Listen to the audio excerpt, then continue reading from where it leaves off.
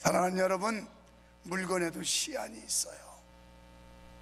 마찬가지로 우리에게도 수완이 있어요. 제가 분명히 예언하는데 여러분은 반드시 죽을 겁니다.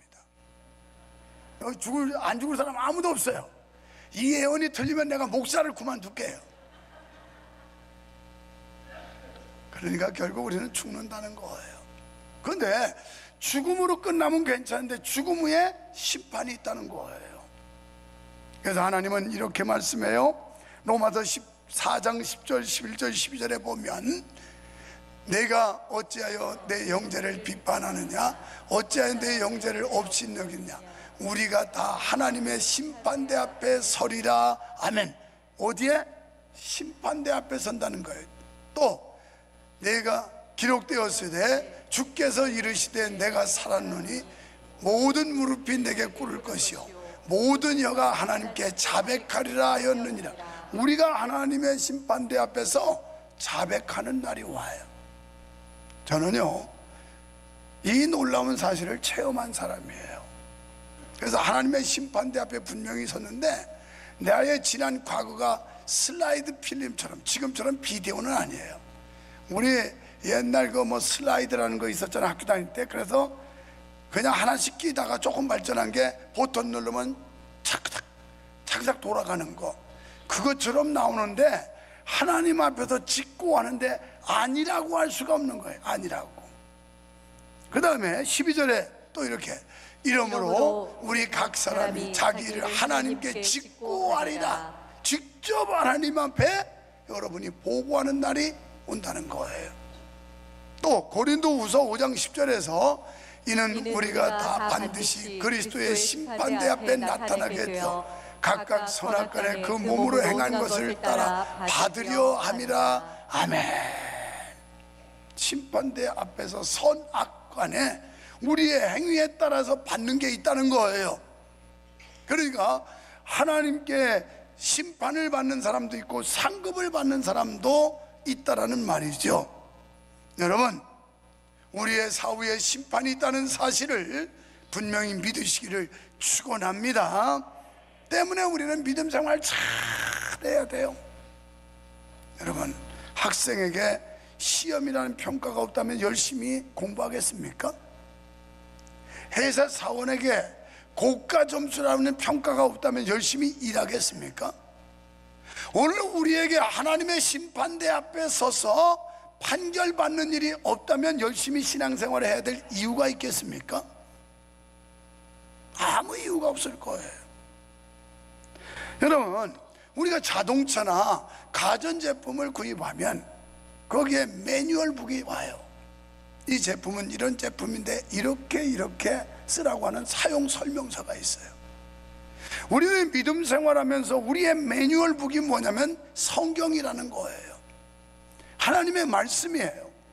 그래서 신앙생활하는 우리가 어떻게 살아야 할 것을 바로 이 성경에서 가르치고 있는 줄 믿으시기 바랍니다. 성경은 지난 2000여 년 동안 베스트셀러 자리를 한 번도 내준 적이 없어요. 그만큼 유명하고 위대한 말씀이에요. 그런데 우리는 이 성경이 베스트셀러로 끝나는 게 아니라 스타디셀러가 돼야 된다 이 말이에요. 우리가 늘 공부하고 듣고 배우고 그리고 이 말씀을 삶 속에 적용하는 이런 말씀이 돼야 될 줄 믿습니다. 사랑하는 성도 여러분, 이 설교는요 한 달 반도 더 된 그때 작성된 설교예요. 근데 제가 없을 때 설교 본문 제목 다른 것도 줬다고 그랬죠. 다음 주는 실패해서 성공이라는 거, 그것도 벌써 한참 전에 준비된 설교예요. 근데 기가 막히게 하나님이 요 타이밍을 딱 맞춰가지고 요때 설교하도록 인도하셨어요. 난 참 놀라워요. 놀라워요. 그래서 제가 오늘 여러분에게 제목을 드리기를 스토리 있는 인생을 살아라. 스토리가 뭐예요? 이야기잖아요. 이야기가 우리 신앙인들에게는 간증 있는 삶을 살라 이런 거예요. 간증. 평범한 걸 스토리라고 안 해요. 그냥 아침 먹었니 뭐 식탁에 앉아서 얘기한 걸 스토리라고 합니까? 좀 독특한 사건과 어떤 행위에 대해서 이걸 스토리라고 하는 거예요. 우리가 평범한 교회 왔다 갔다 한 걸 스토리라고 하지 않아요.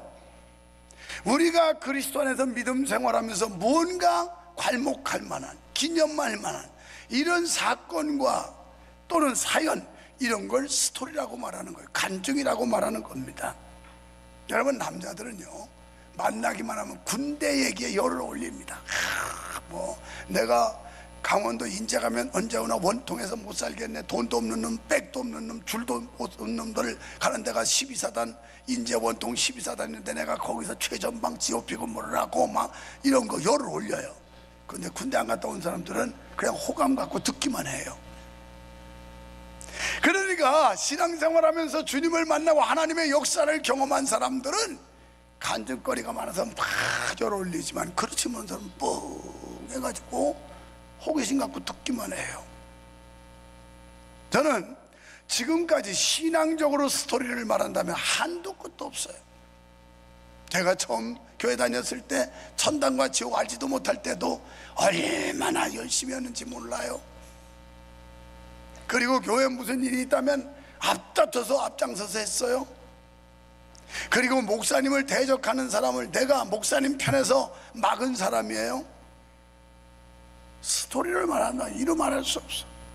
지금이야 뭐 하나님 은혜로 엄청난 복을 받아서 은혜를 누리고 있습니다만은, 제가 신학교 다닐 때 주경야독하면서 남대문 시장, 동대문 시장을 휩쓸고 다니면서, 그러면서 밤에는 가서 꼬박거리고 공부하고, 토큰 해수권이 없어가지고 그냥 몇 정거장은 보통 걸어 다니면서 살아야 되는 때, 구로동구 달동네 같은 106번 보성운수 종점에서 조그마한 학구방에서 내 여동생, 지금 평택 사는 여동생하고 젊은 청년들이 둘이 살면서 이거 누우면 몸 부딪힐 정도로 거기서 연탄 가스 마셔가지고 죽을 뻔한 일.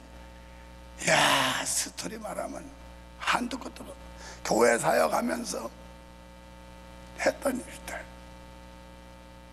여러분에게 이런 관록이 있느냐 말이에요. 여러분에게 이런 신앙의 간증거리가 있느냐 말이에요. 이게 스토리인 거예요. 우리는 많은 사람들에게 각자가 예수님을 만난 이야기를 해야 합니다. 여러분, 인생 가운데 중요한 세 가지의 만남이 있어요. 그게 첫째는 부모님과의 만남이에요. 그런데 이 부모님과의 만남은 선택이 아니에요. 나도 선택만 할 수 있었다면 대기업 그룹 회장 아들로 태어나고 싶었어요.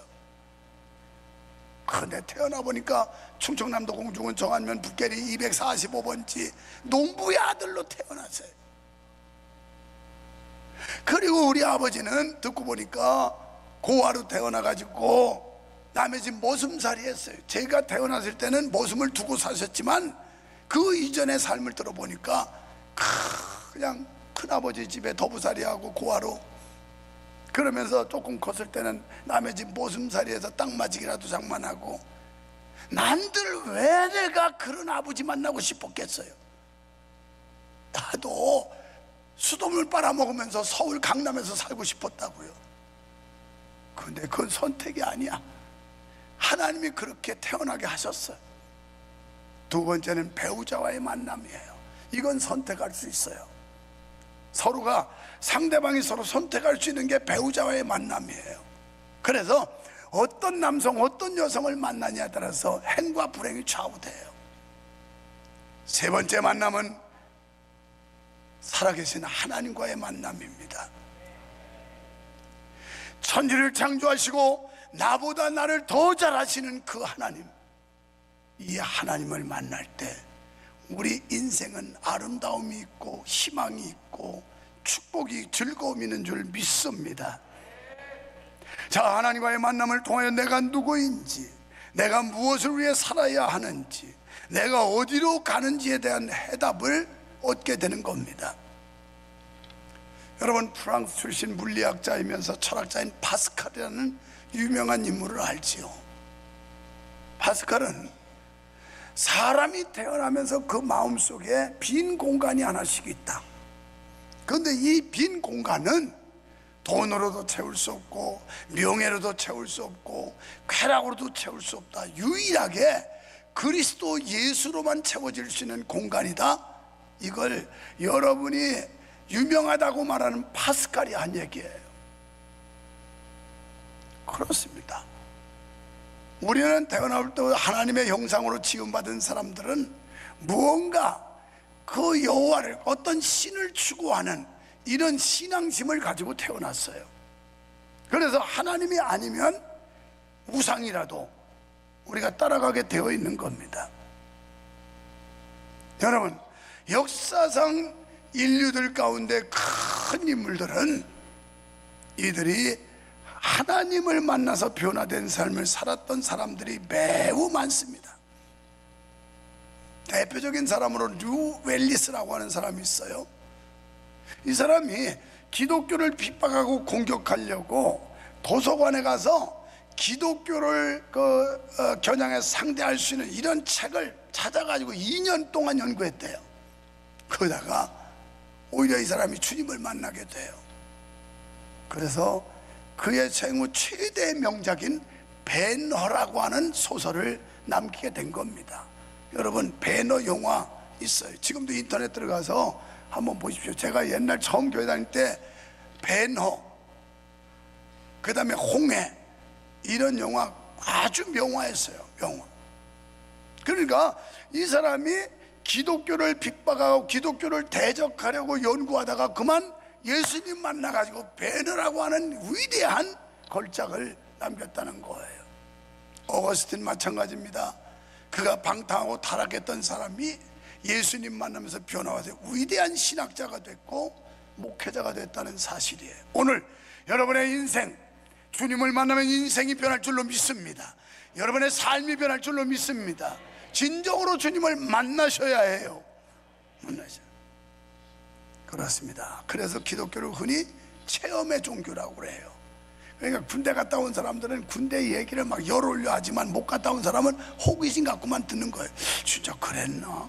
그런 일도 있나? 오늘 여러분이 하나님을 체험 속에서 만난 사람들은 확신이 오고 아멘 아멘 이러는데 그 전부 다 호기심 가지고 진짜 그런가? 그렇게도 되나? 이러고 앉아있는 거예요. 똑같아요. 지식과 이성으로 믿는 종교라기보다 살아계신 하나님의 말씀을 통해 기도 응답을 통해 삶의 현장에서 만나고 경험하는 신앙이 바로 기독교 신앙이라 할 수 있는 겁니다. 오늘 본문 말씀을 보면 길게 시간상 11절까지만 읽었지만 그 밑으로 쭉 보면 사도 바울의 신앙 간증이라고 보시면 돼요. 그래서 그는 자기의 출생 이력부터 얘기를 합니다. 신앙적 배경을 얘기합니다. 자기의 학력적인 백그라운드를 얘기합니다. 쭉 얘기를 엮어가요. 그러면서 자기가 얼마나 열심히 있었던지 다메섹 도상에 예수쟁이들 있다는 얘기를 듣고 그들을 결박해서 끌어오려고 가다가 다메섹 도상에서 그리스도를 만났노라, 이런 얘기로 지금 스토리를 이어가는 거예요. 이야기를. 그래서 예수님 만나고 났더니 자기가 얼마나 죄인 중에 괴수였고 못된 놈인가를 깨닫게 되고 인생의 방향 터닝 포인트가 되죠. 다메섹 도상에서. 그래서 돌아서게 돼요. 그리고 이전 것을 분토처럼 오줌통처럼 다 버리고 주님을 위해 살기로 결심을 해요. 이게 진정으로 구원받은 사람이라고 하는 거예요. 자, 이제 주님을 만난 사도 바울, 예루살렘 성전에서 기도하다가 하나님의 음성을 들어요. 그러면서 너는 예루살렘을 떠나라 하는 음성을 듣는데 사도행전 9장 15절에서 말씀을 하고 있어요. 그래서 그는 주께서 이르시되 가라, 이 사람은 내 이름을 이방인과 임금들과 이스라엘 자손들에게 전하기 위해 택한 나의 그릇이라. 아멘. 여러분, 하나님의 그릇 되시기를 축원합니다. 참 하나님이 필요로 해서 이 시대에 우리 명성교회에서 여러분을 쓰시기 위한 하나님의 택한 그릇, 제발 좀 이런 그릇 좀 되자는 거예요. 여러분, 우리 변해야 합니다. 바뀌어야 합니다. 언제까지 이렇게 살아서는 안 됩니다. 바로 사도 바울이 이방인을 위해 부르심 받은 것처럼 우리도 믿지 않는 사람들 전도하라고 부르신 걸 믿으시면 아멘 합시다. 이처럼 복음의 종으로 부름받은 사도 바울은 얼마나 많은 위험과 핍박이 있었는지 몰라요. 그가 주님을 안 만나고 안 믿었으면 오히려 그의 일신은 편안했을 거예요. 여러분도 그래요?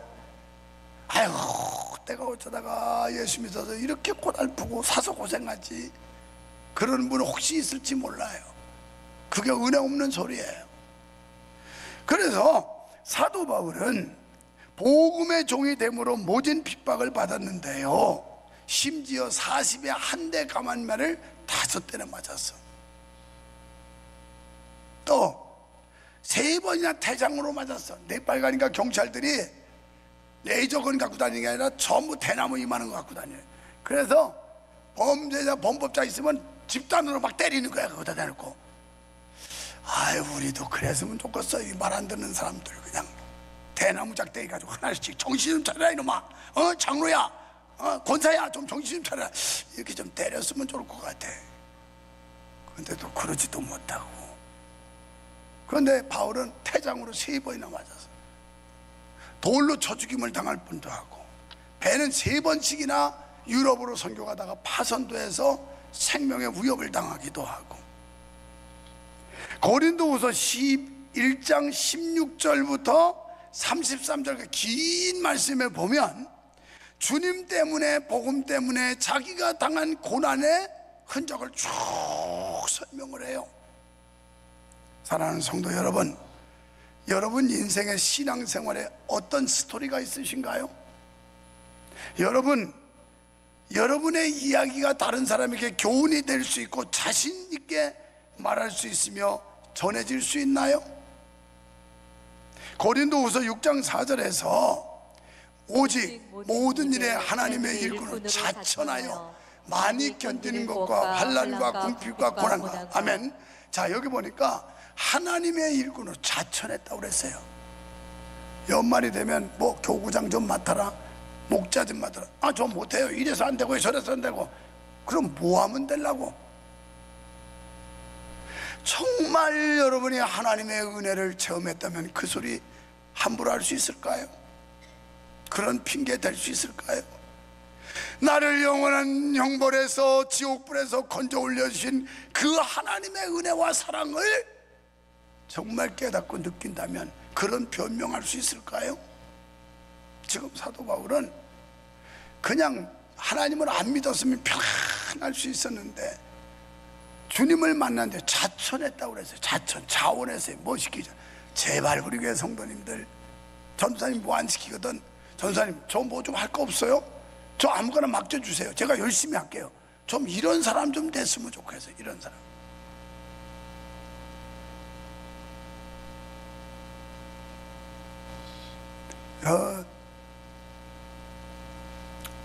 그 다음에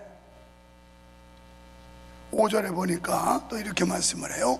매맞음과 갇힘과 난동과 수고로움과 자지 못함과 먹지 못함 가운데서도, 여러분 주님 때문에 잠을 줄여보셨습니까? 이건 1부, 2부 때는 아는데 4부 때 청년들한테 좀 그거 교훈적으로 했으면 좋겠다고 내 아내가 살짝 귓속말로 와서 얘기해서 하는 거예요. 여러분한테도 예수님 때문에 잠을 줄여봤냐고요? 예수님 때문에 늦잠을 안 자고 새벽을 깨워봤냐고요? 나는 군대 생활하는 거 예수님 때문에 잠을 줄인 사람이에요. 스토리가. 그래서 꼭 취약 시간에는 누구도 근무 걸리는 거 싫어해요. 12시에 내가 자원해서 고정으로 말뚝으로 보초 섰어요. 그리고 나갈 때 옛날 전방에는 빼치카라고 해서 바깥에 석탄 때문에 이 안에 그걸 덮여서 이렇게 둥그런 이걸로 이제 난방을 하는데, 거기다가 이만한 주전자에다가 치커리 그걸 갖다 놓고 근무를 나가요. 1시간 동안 근무 마치고 오면 이게 푸글푸글 막 끓어요. 그러면 마우병 몇 개에다 다 따라 담습니다. 잠자야 될 시간에 나는 그거 가지고 초병 방문해요. 초소 가가지고 예수 사랑 전하고 껌 주고 위로하고 외곽조서 다 끝나면 내 음반에 불침범들이 있었지요. 요즘엔 그런 것도 없지 않으면 신식구잖아. 그래가지고 그들에게 가서 차 한 잔씩 치커리 차 나눠 주고, 여기에 우리 대대장님이 뿅 갔어요. 세상에, 부대를 위해서 이렇게 헌신적이고 희생적인 사람 처음 봤다. 이건 일개 사병이 아니고 나의 참모다. 이렇게 인정받기까지 잠을 줄였어요. 여러분, 주님 때문에 잠을 줄여보셨냐고요? 주님 때문에 경제적인 압박을 받아보셨냐고요? 누가 주님 때문에 경제적 압박을 받았어요? 그 정도 되려면 아파트 팔아치우고 골방에서 살아보고, 주님 때문에 그 정도 돼야 그 말 할 수 있는 거지. 그거 뭐 한 평 500만 원짜리 한 평 그거 주차장 만들고 건물 세우는데 그거 했다고 내가 주님 때문에 어려움 당했다고 경제적으로 이 말 할 수 있을까요? 500만 원 유럽 여행 한 번 가는 한 사람 분도 안 돼. 무슨 말하고 있어요 지금? 무슨 스토리가 있어요 여러분이? 주님 앞에 섰을 때 뭐라고 말하시려고요? 뭐 했다고 하려고요? 그냥 열심히 벌어가지고 하루 세끼 밥 먹다 왔습니다 하랍니까? 정신 차리세요. 분명히 심판대 앞에 설 날이 와요. 분명히 하나님이 우리한테 물으실 날이 와요. 우리의 행위에 대해서 하나님 앞에 판단받을 날이 와요.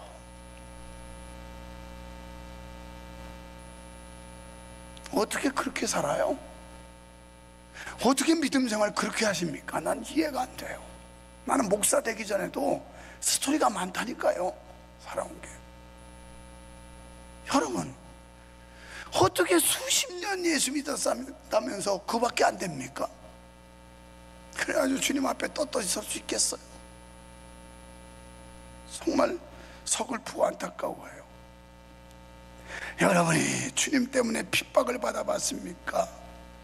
주님 때문에 불편을 겪어봤습니까? 바울은 그의 몸에 예수의 흔적이 있다고 말했어요. 이 흔적은 히브리어 원어로 보면 이건 뭐냐면 낙인 찍혔다 이런 얘기예요. 낙인이라고 하면 쇠를 붉게 달고 가지고 소나 말이나 이런 데다 지지는 거예요. 이 시대 노예나 종들에게 이건 나의 소유다 해서 낙인을 찍는 거예요. 불로 쇠를 달고 찢어놓는 거예요. 표시를 내는 거예요. 그는 그리스도의 사랑을 받은 후에, 예수님의 은혜를 깨달은 후에 나에게는 그리스도의 흔적이 있다. 나는 그리스도의 종이라는 낙인이 찍혔다. 이제는 사탄 마귀의 소유였지만 이제 소유권이 이전돼서 나는 그리스도의 소유가 됐다. 이렇게 말했어요. 우리요, 이렇게는 못해도 비슷하게는 살아야 되는 거 아니에요? 그래서 그는 자원에서 자천해서 어떤 위험 속에서도, 어떤 핍박 가운데도, 어떤 위협 가운데도 생명을 조금도 아까워하지 않고 주님의 영광과 복음을 위해서 나설 수 있었던 겁니다. 갈라디아서 6장 15절은 이렇게 말씀해요. 할례나 무할례가 아무것도 아니로되 오직 새로 지으심을 받는 것만이 중요하니라. 할례, 율법적인 신앙, 아무리 여러분이 수십 년 예수 믿어서 아무것도 아니다. 중요한 건 새롭게 거듭나야 한다. 니고데모에게 예수님께서 물과 성령으로 거듭나야 된다. 사랑하는 성도 여러분, 그럭저럭 하는 인생 살지 맙시다. 뭔가 스토리 있는 인생, 말거리가 있는 인생, 아름다운 흔적과 자취를 남길 수 있는 인생, 이런 신앙의 삶이 되기를 주님의 이름으로 축원합니다.